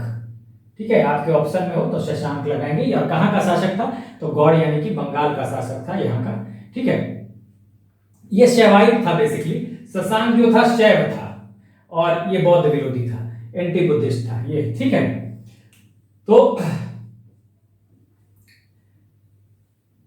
एंटी बुद्धिस्ट कहें, एंटी बुद्धिज्म कहें, जो भी कह ले, तो ये था। उसके बाद सिंध और कश्मीर के बारे में भी जानकारी तो मिलती है कि उनके प्रभाव के क्षेत्र में, देखिए वेनसांग के अनुसार सिंध और कश्मीर भी उसके प्रभाव में था, हाँ, लेकिन पूरी तरह से कंट्रोल में था या नहीं, इसके बारे में आज भी डाउट किया जाता है। तो बस मैंने इसको लिख दिया है, हाँ, तो हो सकता है थोड़ा प्रभाव, सिंध ये वाला ये क्षेत्र है, इधर पाकिस्तान का जो सिंध वाला क्षेत्र है ये वाला। ठीक है, तो ये हम डेफिनेटली नहीं कह सकते, लेकिन ये इसमें डाउट है। ठीक है ना, यहाँ पे आप लिख सकते हैं कि डाउट है, हालांकि ये कहा जाता है कि प्रभाव में, आप लिख लीजिएगा इसको, सिंध और कश्मीर प्रभाव में थे। ठीक है, प्रभाव में थे, प्रभाव में, लेकिन इस पे क्या है, ये डाउट भी किया जाता है कि प्रभाव में थे, पूरी तरह से कंट्रोल में थे, क्या थे, इस पे डाउट किया जाता है। और यहां से ये कहा जाता है कि वेनसांग ने कहा था कि सिंध पे भी प्रभाव था और कश्मीर पे, तो हो सकता है प्रभाव एक अलग बात है, पूरी तरह से कंट्रोल था कि नहीं, नहीं कह सकते। ब्रॉट बुद्धास टूथ, बुद्ध का दांत लेके आया था वो कश्मीर से। ठीक है, तो ये इन दोनों को अगर हम देखें तो इन दोनों को हम रख सकते हैं कि डाउटफुल है। हाँ, हो सकता है कि थोड़ा बहुत प्रभाव था, लेकिन इन सब क्षेत्रों पे तो था ही था। तो इस तरह से देखा जाएगा तो यहां पे हम कह सकते हैं कि देखिए ये पूरा क्षेत्र जो है, ये आसाम का भास्कर वर्मन यहाँ पे था, तो ये पूरा क्षेत्र जो है, ये पूरा एक तरह से देखा जाए तो ये बल्लभी, ये गुजरात वाला, मैत्रक वाला क्षेत्र, ये पूरा इसके क्षेत्र में आ गया था, पहले भी मैंने बताया अभी अभी। ठीक है, ये पूरा लगभग इस तरह का देखेंगे तो ये इस तरह का इसका एरिया होगा। ठीक है ना, इस तरह का करीब करीब इस तरह का एरिया होगा। ठीक है, मौर्य और गुप्तों के हिसाब से बहुत कम है, लेकिन हाँ फिर भी काफी ज्यादा है नॉर्थ इंडिया में। अब यहाँ पे डिफीट देखेंगे, देखिए मैंने पहले भी बताया कि ये पूरा नॉर्थ इंडिया किसका है, हर्षवर्धन का, और यहाँ पे नर्मदा है। देखिए ये जो है यहाँ पे ये नर्मदा है, ये नर्मदा है, एक तरह से देखा जाए तो ये नर्मदा के तट पे ये लड़ाई होती है। हाँ, किसकी, पुलकेशिन द्वितीय, पुलकेशिन सेकंड और हर्षवर्धन की, ये है नर्मदा, यहां लिख सकते हैं ये नर्मदा, लगभग ये नर्मदा, यहां पे मुझे चूंकि देखिए ये नर्मदा है, तो यहां पे देखिए पुलकेशिन सेकंड है, और इधर जो है ये पूरा हर्ष का है। हर्ष अब चाहता है, एक बार जब ये नर्मदा के इधर इसका पूरा क्षेत्र बन गया है, ठीक है, पूरा क्षेत्र अगर बन गया है नर्मदा के इस तरफ, तो ये चाहता है अब अपना दक्षिण विस्तार, हाँ, साउथ की तरफ विस्तार चाहता है हर्षवर्धन। पुलकेशिन द्वितीय भी चाहता है नॉर्थ की तरफ विस्तार, दोनों नर्मदा नदी पे टकराएंगे। ठीक है, नर्मदा नदी पे टकराएंगे, लेकिन इस लड़ाई में पुलकेशिन द्वितीय ने इसको हरा दिया था हर्षवर्धन को। यही एक लड़ाई है जिसमें कि हारा है हर्षवर्धन। ठीक है, इसका इंफॉर्मेशन जो मिलता है रवि कृति, देखिए ये एग्जाम के पॉइंट से, बहुत एग्जामिनेशन पॉइंट ऑफ व्यू से बहुत इंपॉर्टेंट, रवि कृति के ए होल अभिलेख, ए होल इंस्क्रिप्शन, ध्यान रखना है आपको, ए होल इंस्क्रिप्शन किसका है, तो रवि कृति का है। और इसी से जानकारी मिलती है कि पुलकेशिन द्वितीय, पुलकेशिन सेकंड ने, ठीक है, पुलकेशिन सेकंड या पुलकेशिन द्वितीय ने, जो कि वातापी का चालुक्य था।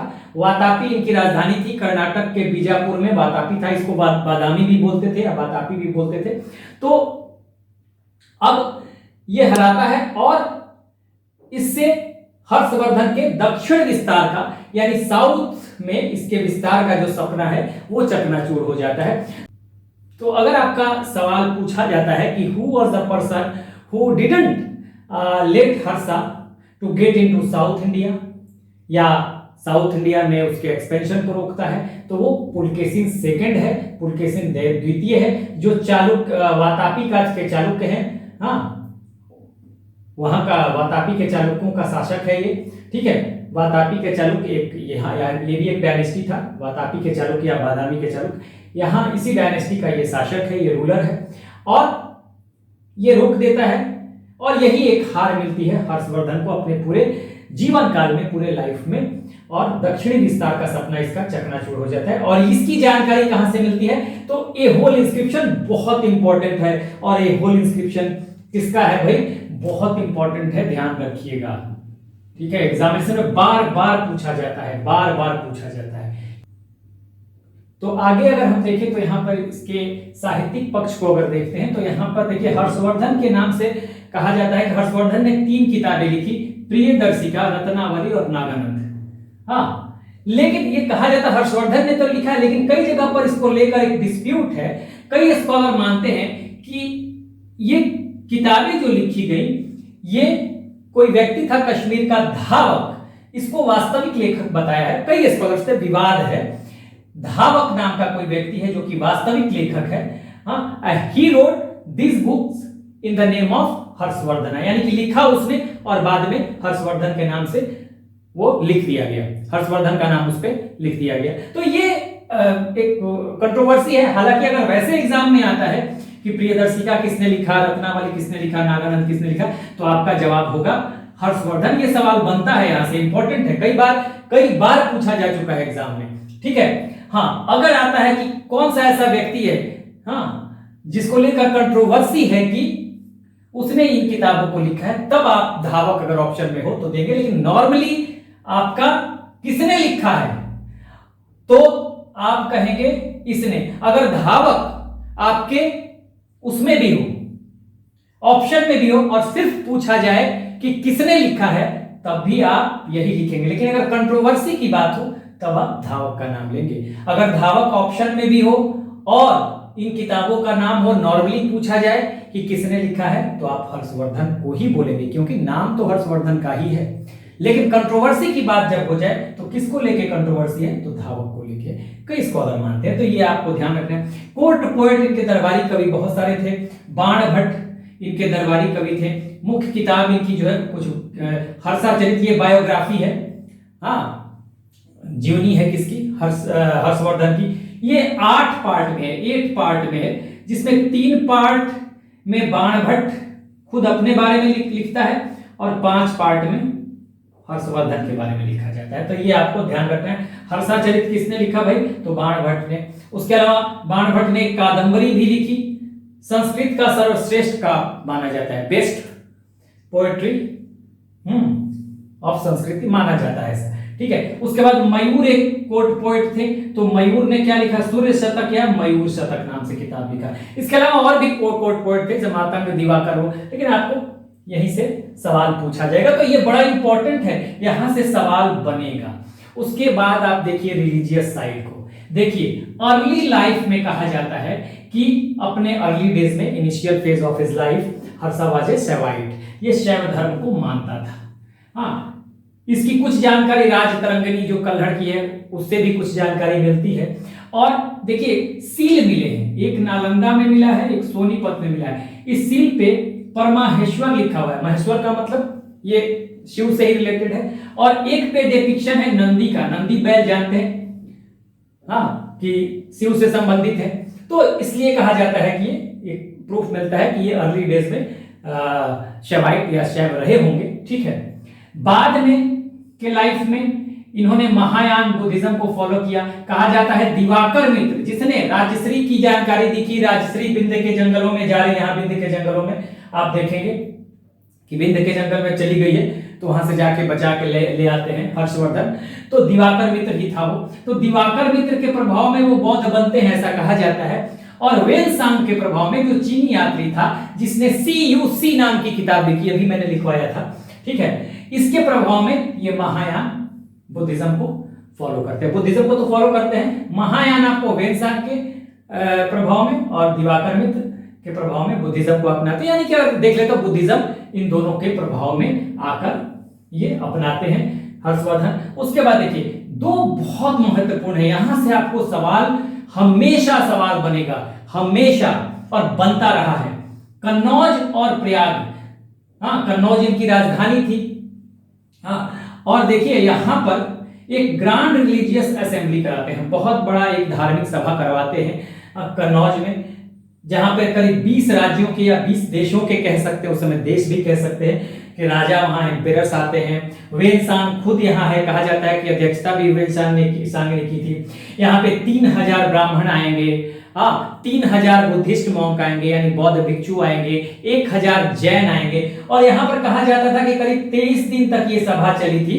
हाँ, और इस सभा में वेनसांग ने करीब 18 दिनों तक, मतलब ज्यादातर समय जो है वो लगाया था महायान पे स्पीच देने में, महायान पे ही बोलता रहा था, उसी का बखान करता रहा, ठीक है। तो इसको लेके ब्राह्मणों ने अपोज भी किया था, और ब्राह्मणों ने, कहा जाता है कहीं कहीं ये भी आता है कि ब्राह्मणों ने वेनसांग को मारने की भी कोशिश की थी। हाँ, तो वेनसांग के कहा जाता है कि ये ग्रांड असेंबली हर्षवर्धन ने वेनसांग के सम्मान में भी बुलाया था, ये भी कहा जाता है। तो हालांकि इसमें तो ब्राह्मण भी थे, तो सारे धर्मों पे चर्चा होनी चाहिए थी, लेकिन कहा जाता है कि ज्यादातर समय उसने दे दिया महायान बुद्धिज्म को एक्सप्लेन करने में।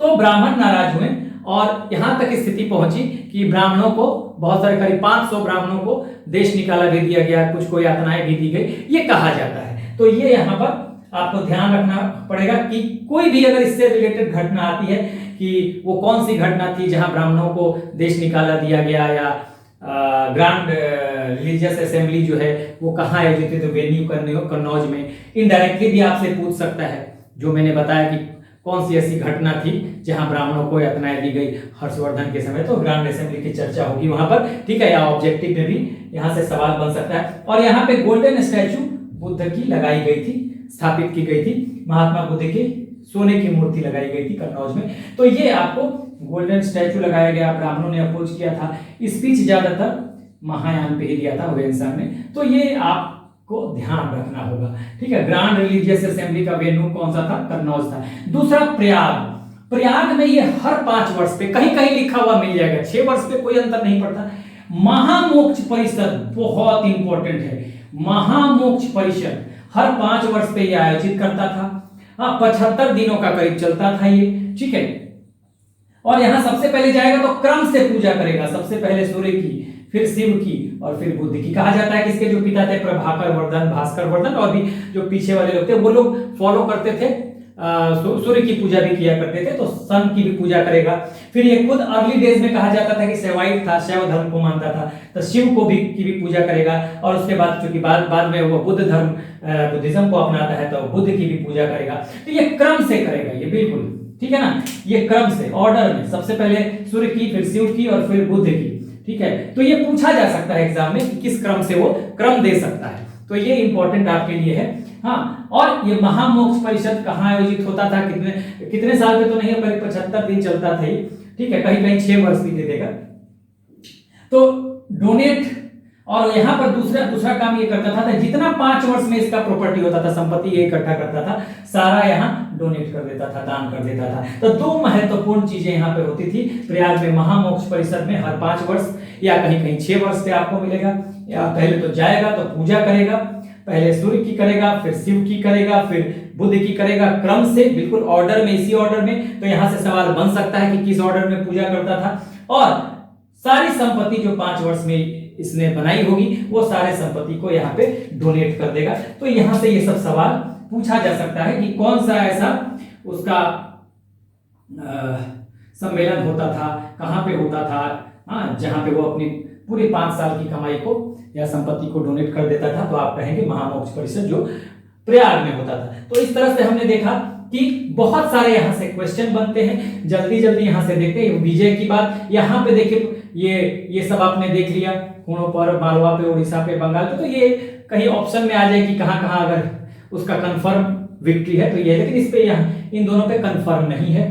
ठीक है, बंगाल शशांक के डेथ के बाद वो जीता है। यहाँ पे एक इंपॉर्टेंट बात मैंने बताई कि ये शशांक जो है सेवाइट है, शैव धर्म को मानने वाला है, लेकिन ये बौद्ध विरोधी भी है, एंटी बुद्धिस्ट है। तो ये बोधि ट्री को जो जहां महात्मा बुद्ध ने बोध गया में एनलाइटनमेंट जहां महात्मा बुद्ध को मिला था उसको कटवा दिया था। तो यहां से भी पूछा जा सकता है कि किसने कटवाया था, वो कौन था, कहां का शासक था। तो ये उसके बाद किसने दक्षिण के विस्तार को रोक दिया था, हर्षवर्धन का, तो पुलकेशिन सेकंड। ये सवाल बनेगा, बहुत इंपॉर्टेंट है। जानकारी से क्या कहां से मिलती है, तो ये होल इंस्क्रिप्शन, ये होल अभिलेख से।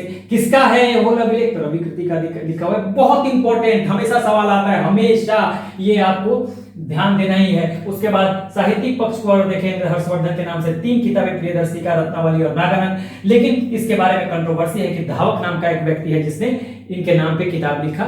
ठीक है, पहले लिखा इसने और उस पे हर्षवर्धन का नाम चढ़ा दिया गया, ये कहा जाता है, कंट्रोवर्सी है। ठीक है, कोर्ट पोएट में बाण भट्ट बहुत इंपॉर्टेंट है। हाँ, हर्षचरित इन्होंने लिखा जो 8 पार्ट में है, 3 पार्ट में बाण भट्ट ने अपने बारे में लिखा और 5 पार्ट में हर्ष के बारे में लिखा हुआ है, हर्षवर्धन के बारे में 5 पार्ट में। ठीक है, तो ये आप ध्यान रखिएगा। उसके बाद कादम्बरी भी लिखा है बाण भट्ट ने, संस्कृत का सर्वश्रेष्ठ काव्य, और भी किताबें लिखी है, लेकिन ये जो है बहुत ज्यादा इंपॉर्टेंट, यही सवाल में आएगा एग्जाम में। उसके बाद मयूर भी थे इनके कोर्ट पोएट, सूर्य शतक, मयूर शतक नाम की किताब लिखी है। मातंग दिवाकर नाम के भी थे, तो वो उतना इंपॉर्टेंट नहीं है, यहाँ पर हमें देखना है। रिलीजियस साइड को देखें तो अर्ली डेज में शैव था, बाद में वो दिवाकर मित्र और वेदसांग के प्रभाव में बुद्ध बनता है। वेदसांग के प्रभाव में कहा जाता है कि महायान बुद्धिज्म को वो फॉलो करने लगता है। शैव की जहां तक बात करें तो 2 सील मिले हैं, मोहरे मिली हैं, मतलब एक नालंदा से, एक सोनीपत से, जहां एक पे लिखा हुआ है परमाहेश्वर, हाँ, नालंदा वाले में, एक पे डिपिक्शन है सोनीपत वाले में नंदी का, नंदी बैल का। तो इससे पता चलता है कि शैव धर्म को फॉलो करता था। 2 महत्वपूर्ण उसने काम किया था, एक कन्नौज में, एक प्रयाग में। यहाँ पे ग्रांड रिलीजियस असेंबली, बहुत बड़ी धार्मिक सभा आयोजित की थी, जहां विवाद भी हुआ था महायान बौद्ध धर्म के बारे में। वेदसांग लगातार करीब बोलता रह गया था, ज्यादातर समय, करीब 18 दिन ऐसा माना जाता है। ब्राह्मणों ने विरोध किया था, जिन ब्राह्मणों ने विरोध किया तो उनको कहा जाता है कि देश निकाला भी दिया गया, उनको टॉर्चर भी किया गया, एग्जीक्यूट भी किया गया, कहा जाता है। और यहाँ पे महात्मा बुद्ध की गोल्डन स्टैचू यानी सोने की मूर्ति भी स्थापित की गई। दूसरा इंपॉर्टेंट काम महामोक्ष परिषद का, जो कि उसने प्रयाग में आयोजित किया था। प्रयाग में करता था वो, actually he used to organise this Mahamoksha Parishad in Prayag. ठीक है, तो 75 दिनों तक चलता था, हर 5 वर्ष पे, कहीं कहीं आपको 6 वर्ष भी लिखा हुआ मिल जाए। यहाँ आएगा तो सबसे पहले पूजा करेगा सन का, सबसे पहले सूर्य का, उसके बाद शिव का, फिर उसके बाद बुद्ध का, क्रम से। और जितनी संपत्ति इस 5 वर्ष के दौरान उसने बनाई होगी उस सारे संपत्ति को दान कर देगा। तो ये आप देखिए, यहाँ पर हमने पूरा डिटेल, यहाँ से जो जो सवाल बनते हैं हमने सब कुछ आपको बता दिया। आप एक बार स्क्रीनशॉट लें। चलिए, तो अब हम आगे बढ़ेंगे और देखेंगे administration. Now we are into the final segment of this video and here we are going to discuss about the admin part of the Harshavardhan period, यानी प्रशासन को देखेंगे। तो सबसे बड़ी बात है कि प्रशासन को भी हमने अलग अलग हेडिंग्स में बांट दिया। काउंसिल ऑफ मिनिस्टर्स यानी इसी को मंत्री परिषद कहेंगे, आर्मी, सेना, रेवेन्यू यानी राजस्व, जुडिशियरी न्याय व्यवस्था, और यूनिट्स ऑफ एम्पायर यानी कि एम्पायर को किस तरह से डिवाइड किया गया है, पूरा साम्राज्य, फिर उसके बाद प्रोविंसेस यानी प्रांत, फिर जिले कैसे डिवाइड किया गया है वो देखेंगे। यहाँ पर जानने लायक बात यह है कि देखिए यहाँ भी डिसेंट्रलाइज्ड आपका एडमिनिस्ट्रेशन है, यानी सीधी सी बात है कि पूरे क्षेत्र पे राजा का डायरेक्ट कंट्रोल नहीं है। इसका रीजन ये है कि गुप्त पीरियड से, गुप्त पीरियड ऑनवर्ड, गुप्त पीरियड से फ्यूडल सिस्टम आ गया और ये हर्षवर्धन के काल में भी जारी रहा और उसके आगे भी अभी जारी रहेगा। तो फ्यूडल सिस्टम, सामंती प्रथा आने से क्या होता है कि राजा जो होता है वो पूरा कंट्रोल पूरे साम्राज्य पे डायरेक्ट कंट्रोल अपना नहीं रखता, वो छोड़ देता है कुछ राजाओं को, कुछ छोटे राजाओं को या उनको जिनको हम सामंत कहते हैं कि ये लैंड लो, सैलरी नहीं दिया जा रहा है, लैंड दिया जा रहा है। ठीक है, मैंने बताया था सैलरी के बजाय, नगद के बजाय उसको लैंड दिया जा रहा है। कहा जा रहा है वहां से अपना खर्च निकाल लो, वहां पे उसको एडमिनिस्ट्रेशन का राइट भी है, वहीं पे वो रेवेन्यू कलेक्शन भी कर रहा है, वहीं पे वो उस क्षेत्र के लिए न्याय व्यवस्था की भी देखरेख कर रहा है। तो सारी जिम्मेदारी उसी की है, राजा का हस्तक्षेप नहीं है। वहां से बस उसकी जिम्मेदारी है कि थोड़ा सा जो रेवेन्यू है उसमें से कुछ पार्ट वो सेंटर को दे देगा, लेकिन बाकी राजा वहां पूछने भी नहीं जाएगा कि आप क्या करो, वहां एक तरह से वो छोटा राजा है। तो फ्यूडल सिस्टम अभी भी यहां पर है, तो इसलिए डिसेंट्रलाइजेशन आपको मिलेगा। मौर्यों से बिल्कुल अलग, मौर्यों का हाईली सेंट्रलाइज्ड, गुप्तों का भी देखेंगे तो डिसेंट्रलाइजेशन हो चुका है फ्यूडल सिस्टम की वजह से। हाँ, क्योंकि राजा के फ्यूडेटरीज बहुत सारे हैं, सामंत हैं, ठीक है, और यहां भी वही स्थिति है। तो यहाँ काउंसिल ऑफ मिनिस्टर्स, हिंदी में कहेंगे मंत्री परिषद को पहले देखते हैं। यहाँ मिनिस्टर्स होते थे, इन मिनिस्टर्स को या तो सेक्रेटरी, हिंदी में सचिव कहेंगे सेक्रेटरी को, या अमात्य कहा जाता था। यहाँ पे आप इसको सचिव भी कह सकते हैं, सचिव, अगर हिंदी में कहें तो सचिव भी आप कह सकते हैं हिंदी में सचिव, या यहां लिख देता हूं सेक्रेटरी को आप सचिव भी कह सकते हैं, या तो सचिव कहे जाएंगे या अमात्य कहे जाएंगे। तो यहां आपको देखना है, इस देखिए पूरे काउंसिल ऑफ मिनिस्टर का यानी मंत्री परिषद का हेड जो था एक व्यक्ति हुआ करता था, ये चीफ जो था ये भंडी था, ध्यान रखिएगा, भंडी ये मंत्री परिषद का हेड हुआ करता था। ये भंडी जो है, ठीक है, ये हेड हुआ करता था। और ये जो काउंसिल ऑफ मिनिस्टर्स है, ये क्या करती थी, राजा को एडवाइस देती थी, ठीक है, हेल्प करती थी डिफरेंट काम वर्क्स में, ठीक है, डिफरेंट वर्क्स में। तो यहां पर आप देखेंगे। उसके बाद वेलसांग के अनुसार सैलरी लैंड में दिया जाता था, ज्यादातर, एक तरह से ज्यादातर, तभी तो यहां दिखाई दे रहा है लैंड में दिया जा रहा है, यानी कि फ्यूडल सिस्टम, सामंती व्यवस्था। और पोस्ट जो है वंशानुगत हो गया। देखिए एक बड़ा डिफरेंस आपको दिखेगा, मौर्य पीरियड में जाएंगे तो वंशानुगत पद नहीं है, लेकिन आप जब गुप्त पीरियड में आएंगे वहां भी आप देखेंगे पोस्ट तो वंशानुगत हो ही गया है, हाँ, लैंड देने की वजह से। हाँ, उस लैंड का जो मालिक है फिर वहां पे उसका बेटा हो जाएगा, फिर उसका बेटा हो जाएगा। और कई आपको जनरल पद भी आप देखेंगे तो वो वहां पे हेरिडिटरी था, ठीक है, वंशानुगत मतलब हेरिडिटरी हो गया, ठीक है। और एक दो चीज और मिलेगा, मौर्य पीरियड में एक पद पे एक ही व्यक्ति होता था, लेकिन गुप्त पीरियड से आप देखेंगे, देखिए ये अंतर है, आप समझिए। गुप्त पीरियड में जब आप आएंगे तो वहां पर देखेंगे कि कई पद एक व्यक्ति संभालेगा। जैसे उस समय समुद्रगुप्त था वहां पर गुप्त पीरियड में, तो समुद्रगुप्त का कोर्ट पोएट भी था, हरिसेन, संदीप विग्रहक मंत्री भी था, महादंड नायक भी था। तो इस तरह से कई पद उसके पास थे, ठीक है ना। और यही चीज आपको यहां भी देखने के लिए, एक व्यक्ति के पास कई पद मिलेगा, तो ये कंटिन्यू रहेगा। मौर्यंस में ऐसा नहीं था, तो ये ध्यान रखिएगा गुप्ताज में। और यहां पे वंशानुगत भी हो गया, हाँ, ये वेलसांग भी कह रहा है और वैसे भी है कि ये वंशानुगत भी है, और एक व्यक्ति more than one post occupy कर सकता है यहां पे, तो ये आपको ध्यान रखना है। उसके बाद देखिए आर्मी, फ्यूडल सिस्टम है, तो आर्मी तो है लेकिन स्टैंडिंग नहीं है। देखिए यहां पर मैंने कट किया हुआ है, यानी अस्थायी सेना इनकी नहीं है, ठीक है, इनकी अस्थायी सेना नहीं है। इसको बस एक बार जल्दी से देखना है, इससे इसको बहुत ज्यादा बस एक सरसरी निगाह से, ठीक है। स्टैंडिंग का मतलब स्टैंडिंग आर्मी नहीं है, का मतलब अस्थायी सेना नहीं है राजा की। सामंत सप्लाई करते हैं, यानी फ्यूडेटरीज जो हैं वो आर्मी सप्लाई करते हैं, चाहे घोड़े हो, कैवलरी हो, मतलब हॉर्स घुड़सवार हो, चैरियट आर्मी हो या एलिफेंट हो, तो वो सामंत ही प्रोवाइड कर रहे हैं। वेलसांग के अनुसार वैसे तो चतुरंगिणी सेना थी। चतुरंगिणी सेना का मतलब 4 टाइप्स ऑफ आपको आर्मी होते थे। एक तो फुट सोल्जर, पैदल सैनिक होंगे, ठीक है, दूसरा रथ सेना होगी, चैरियट होगा, तीसरा कैवलरी यानी घुड़सवार होंगे, और फिर एलिफेंट आर्मी होगी, गज सेना जिसको कहते थे। तो ये 4 चतुरंगिणी सेना इसको कहा जाता था, ये वेलसांग के अनुसार। आर्मी चीफ को महाबलाधिकृत कहा जाता था, ठीक है। स्कंदगुप्त वो गज सेना का प्रमुख था, chief of the elephant army, गज सेना प्रमुख, चीफ ऑफ एलिफेंट आर्मी। कंतुल या कुंतल एक व्यक्ति था जो चीफ था कैवलरी के यानी कि घुड़सवार सेना का।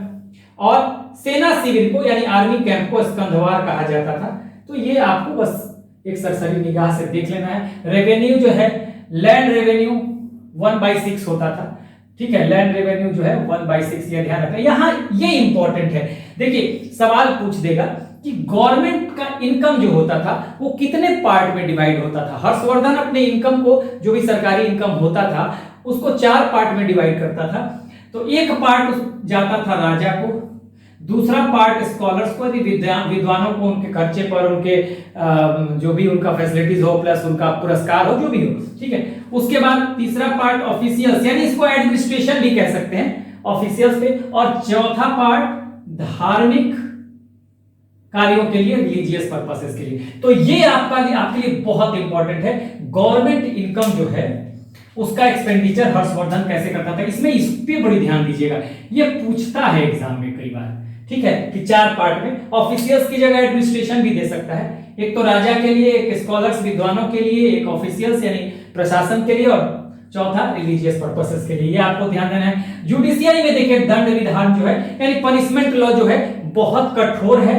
अंग भंग होता है यानी एम्प्यूटेशन या म्यूटिलेशन, अंग भंग कर दिया जाएगा। और आजीवन कारावास यानी कि लाइफ इंप्रिजनमेंट, ठीक है। ये आपको अंग्रेजी में अगर लिखना, अंग भंग आजीवन कारावास, इसको आपको अगर इंग्लिश में लिखना है तो इसको आप कह दीजिए लाइफ इंप्रिजनमेंट, इसको लाइफ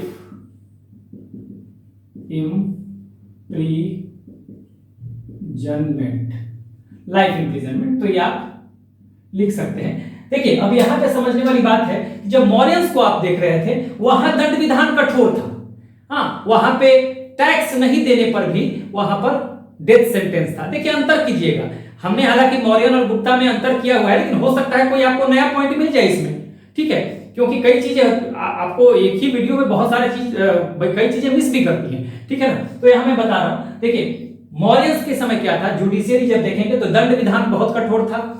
आपको टैक्स ना पे करने पर भी आपको मृत्युदंड मिलता था, डेथ सेंटेंस यानी कैपिटल पनिशमेंट। दूसरी बात आप देखेंगे कि वहां पर जुर्माना भी लगता था और अंग भंग भी था, यानी कि एम्प्यूटेशन बोलते हैं, हाँ, म्यूटिलेशन, एम्प्यूटेशन जो भी कहते हैं, अंग भंग जो भी है तो उसको कहेंगे। तो इंग्लिश वालों के लिए अंग भंग का मतलब एम्प्यूटेशन या म्यूटिलेशन, जो भी आप देखेंगे कि जब गुप्त पीरियड में आएंगे तो वहां पे दंड विधान सरल हो जाएगा। देशद्रोह पे भी मृत्यु दंड नहीं है, बहुत रिपीटेडली कोई कुछ होता है तो दाहिना हाथ काट लिया जाता है, लेकिन मृत्यु दंड आपको गुप्त पीरियड में नहीं है, ठीक है, मृत्यु दंड नहीं है। बहुत लिबरल व्यवस्था है जुडिशियरी की। एक चीज है मॉरियंस में आप देखेंगे कि सिविल और दीवानी कोर्ट और फौजदारी कोर्ट दोनों है। सिविल कोर्ट को धर्मस्थीय कहते हैं मौर्यंस पीरियड में, और क्रिमिनल कोर्ट को कहते हैं कंटक शोधन, ठीक है, कंटक शोधन। तो यहां पे एक चीज तो था कि अगर सिविल कोर्ट है, आपको दीवानी अदालत है, वहां पे छोटे मोटे केस जो होंगे विवादों के, प्रॉपर्टी के, वो सब डील होंगे। और जो क्रिमिनल कोर्ट होते थे, हाँ, फौजदारी अदालत, वहां पे आपको हत्या और इन सब बड़े बड़े जो क्राइम होंगे उनका केस होता था। लेकिन कई बार क्या होता था कि दीवानी कोर्ट में भी या फौजदारी कोर्ट में भी कई बार केस ट्रांसफर हो जाते थे, बिल्कुल क्लियर डिमार्केशन नहीं था।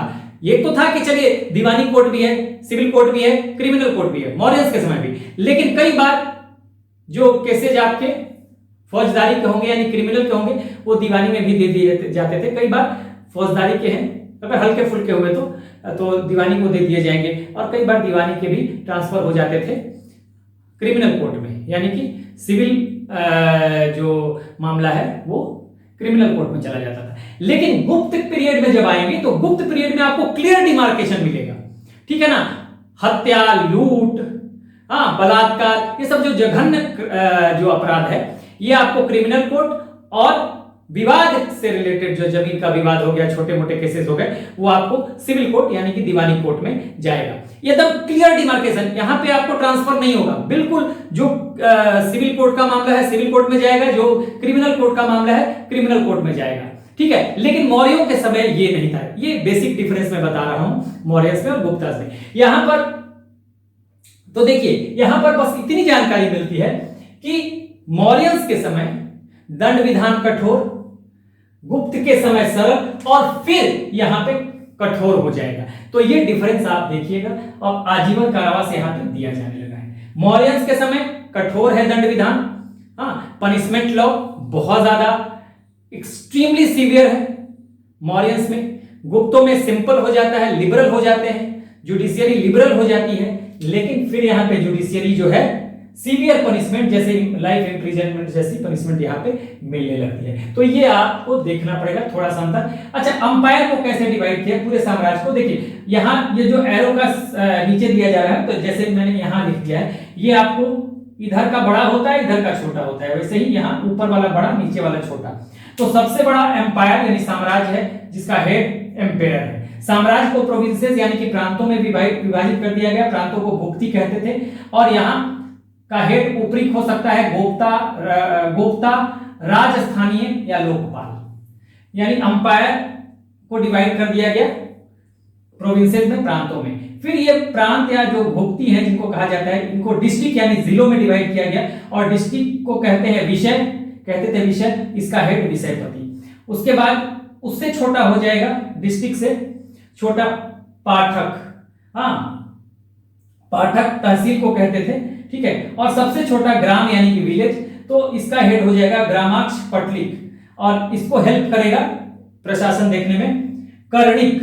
तो ये आपको ध्यान रखना है, बस एक बार समझ जाइए कि किस तरह से अंपायर का यूनिट का डिवीजन हुआ था। सबसे छोटी इकाई प्रशासन की ग्राम, उससे बड़ी पाठक, उससे बड़ी डिस्ट्रिक्ट, उससे बड़ी प्रोविंस, और उससे बड़ा साम्राज्य, सबसे बड़ा साम्राज्य। यानी ग्राम, फिर पाठक जिसे तहसील कहते हैं, फिर जिला जिसे विषय कहते थे, फिर प्रोविंस जिसे भुक्ति कहा जाता था, और प्रोविंस के ऊपर एम्पायर। यानी अगर आप इस तरह से देखें तो देखिए सबसे छोटा विलेज, हाँ, कई विलेज को मिला दिया जाएगा तो तहसील या पाठक बन जाएगा, कई तहसील या पाठक को मिला दिया जाएगा तो विषय या डिस्ट्रिक्ट बन गया, कई डिस्ट्रिक्ट को मिला दिया जाएगा तो भुक्ति या प्रोविंस बन जाएगा, और कई प्रोविंसों को बनाने के बाद ये साम्राज्य बन जाएगा। तो इस तरह से आप देखेंगे, यहाँ नीचे से अगर ऊपर देखेंगे तो सबसे छोटी इकाई, उससे बड़ी इकाई, उससे बड़ी इकाई, उससे बड़ी इकाई, उससे बड़ी इकाई, और ऊपर से नीचे देखेंगे सबसे बड़ी इकाई, उससे छोटी, उससे छोटी, उससे छोटी, सबसे छोटी। तो ये आप ध्यान रखेंगे।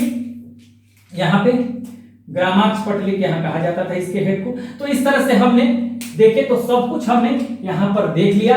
ये बहुत ज्यादा एक सरसरी निगाहों से आपको देखना है, आपको इतना बेसिक आइडिया रखना है कि गुप्तों की तरह पे यहाँ डिसेंट्रलाइजेशन है क्योंकि फ्यूडल सिस्टम है, ठीक है। स्टैंडिंग आर्मी नहीं है मौर्यों की तरह, गुप्तों के पास भी स्टैंडिंग नहीं थी, ठीक है। समानता ये है कि गुप्तों के पास भी स्टैंडिंग आर्मी नहीं थी इसके पहले वाले, लेकिन मौर्यों के पास थी। हाँ, सामंत जैसे गुप्तों को सप्लाई करते थे आर्मी, हाँ, वैसे सामंत या फ्यूडेटरीज यहाँ भी सप्लाई कर रहे हैं, ठीक है। चतुरंगनी सेना, ये सब मैंने बता दिया, और क्या कहा जाता था प्रमुखों को ये देख लीजिएगा, ठीक है। रेवेन्यू जो है 1/6 होता था लैंड रेवेन्यू का। ये सबसे इंपॉर्टेंट है कि हर्षवर्धन अपना जो इनकम होता था, सरकारी इनकम जो होता था, किन 4 मदों में, हाँ, किन 4 पार्ट, उसको 4 पार्ट में किस तरह से डिवाइड करता था, कहां कहां खर्च करता था। तो पहला पार्ट किंग या एम्पेरर पे खर्च होता था, दूसरा पार्ट स्कॉलर्स विद्वानों पे, तीसरा पार्ट ऑफिसियर्स पे, और चौथा धार्मिक कार्यों के लिए, रिलीजियस पर्पसेस के लिए। तो ये बहुत इंपॉर्टेंट है, यहां से सवाल बनेगा, ठीक है। ये इंपॉर्टेंट है, तो यहां आपको ध्यान देना पड़ेगा कि ये जो पार्ट है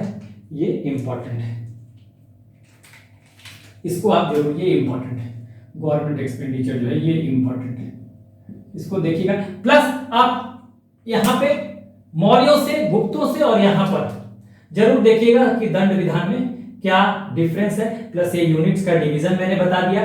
तो ये सारा चीज हो गया। बाकी देखिए आज यहां पर आपका एंशिएंट हिस्ट्री वैसे ओवरऑल खत्म हो चुका है, सिर्फ चूंकि यहां पर हर्षवर्धन के समय वेलसांग आया था तो हम वेलसांग पे एक वीडियो कर लेंगे। लेकिन अगर हम देखा जाए तो आज एंशिएंट हिस्ट्री आपका खत्म। इसके बाद शुरू होगा साउथ इंडिया की हिस्ट्री, जो कि बहुत ज्यादा नहीं है, 4-5 टॉपिक है। और जैसे ही अगला टॉपिक हमारा हर्षवर्धन वेलसांग खत्म होगा, हम फिर मेडाइवल हिस्ट्री में इन कर जाएंगे। तो आज आपका